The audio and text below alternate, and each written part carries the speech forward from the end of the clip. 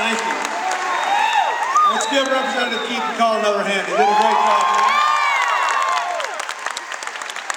I'd like to thank Carbon County Democratic Sheriff Frank Jacobs, who are here, and the other officials who've come.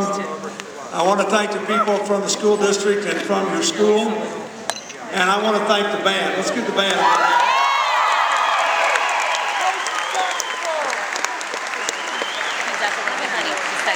If I'd known the band was going to be here, I would have bought my saxophone.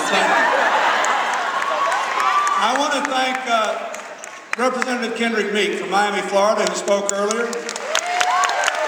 Let me ask you something, folks. I know you're glad Pennsylvania is going to have a big say in this Democratic nomination, but don't you think Kendrick Meek's right? They ought to count the votes in Florida, too, shouldn't they? And the gentleman standing next to him is Representative Greg Meeks from Queens, New York, a big supporter of Hillary. We welcome him here.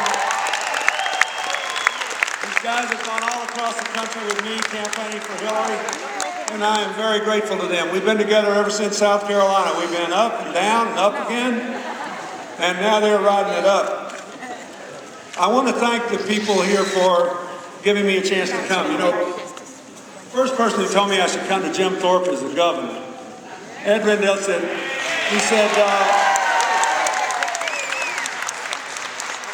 you know, I know you're a sports freak. You want to go to Jim Thorpe? I said, yeah. I said, is tomorrow too soon? When I was a little boy, I went to my local library. When I was 8 years old, I became fascinated with American Indians. So the first thing I did was go through the library. I read every last book they had on any tribal chief. Asked me a question about Osceola, who developed the alphabet in Florida, or any of the tribal chiefs. My grandmother's grandmother was a Cherokee, so I've always been interested in this. And, you know, Jim Thorpe was born, I think, in Oklahoma, but then he went to the Carlisle Indian Academy, played for Pop Warner, and became one of the great athletes. And in 2000, in my last year as president, we celebrated the millennium, and you may remember this, but ESPN did a whole series of 100 greatest athletes. So they contacted a bunch of famous people who weren't athletes, of whom I was one. And they asked us to say, who are the 10 greatest athletes of the 20th century?